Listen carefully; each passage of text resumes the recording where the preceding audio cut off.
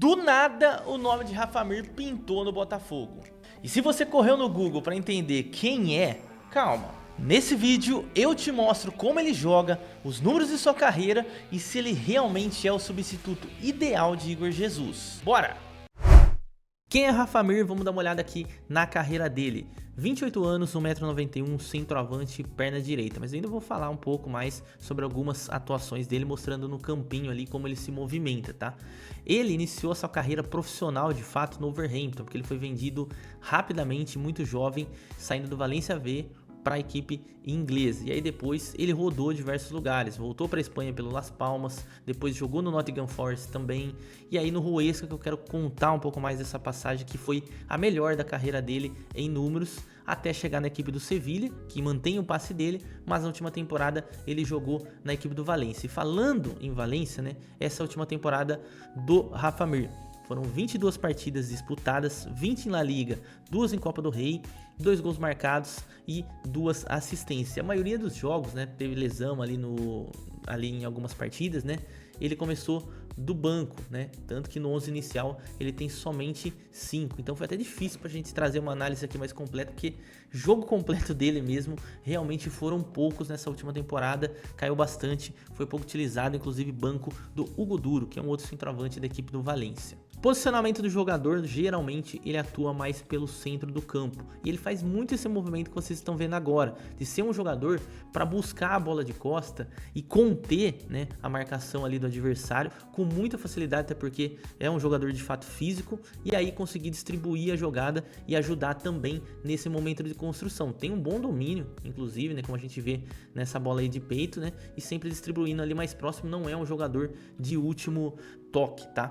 E aí, vale a pena a gente mencionar uma situação que eu acredito que não seja o caso pro pensamento do Botafogo para contratá-lo, mas eu até peguei uma entrevista dele em São Paulo, quem quiser, manda aqui nos comentários que eu envio aqui para você, tá aqui no YouTube, onde ele fala sobre a mudança de posicionamento dele, que foi gerada com o Sampaoli lá na equipe do Sevilha, tá? E aí ele pôde jogar pelo ponta esquerda, pela ponta direita também, tá? Tanto, né, que a maioria dos gols que provavelmente vocês viram até então desse jogador, desde que o nome dele foi sondado no Botafogo, foi aquele gol trazendo pro meio, batendo colocado, que não é uma via de regra. Na verdade, aquele gol é uma exceção, como eu vou mostrar pra vocês aqui nesse vídeo. Ó, rapidinho, antes da gente entrar na principal qualidade dele, já deixa o seu like, se inscreve aqui no canal, isso ajuda demais o nosso trampo por aqui. E aqui a gente entra pra falar do prime desse jogador, que é mais sem a bola, pra ser bem honesto, tá? Perceba que a bola tá lá do lado esquerdo, ele já tá avançando dentro da área. É um jogador que dá muito essa opção, e já fico imaginando, né, um cruzamento do Cuiabano, por exemplo, que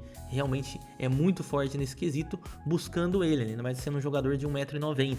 E aí, claro, ele tem muito bem o cabeceio, mas o que me surpreendeu bastante, como eu tô mostrando nesses lances aqui pra vocês, é o posicionamento.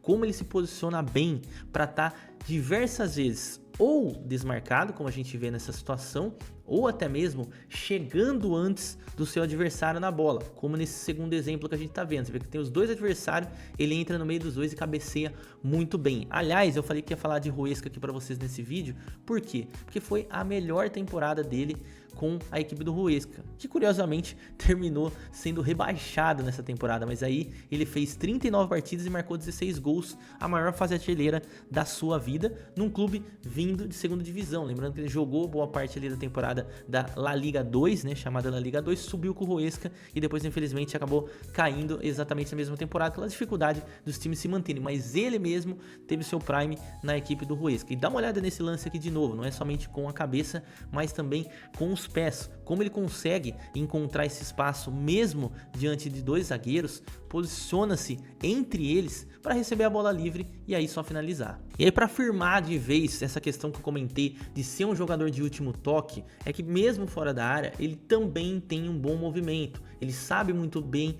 ler os seus espaços. Então, nesse tipo de lance, quando tem um bom jogador que consegue dar esse último passe, ou seja, forte na assistência, certamente ele vai facilitar a vida desse jogador e muitas vezes ele vai finalizar de primeira. A maioria dos gols que eu peguei, ele vai ser o homem de último toque, seja de perna direita e de perna esquerda, em alguns momentos, inclusive, marcando alguns golaços.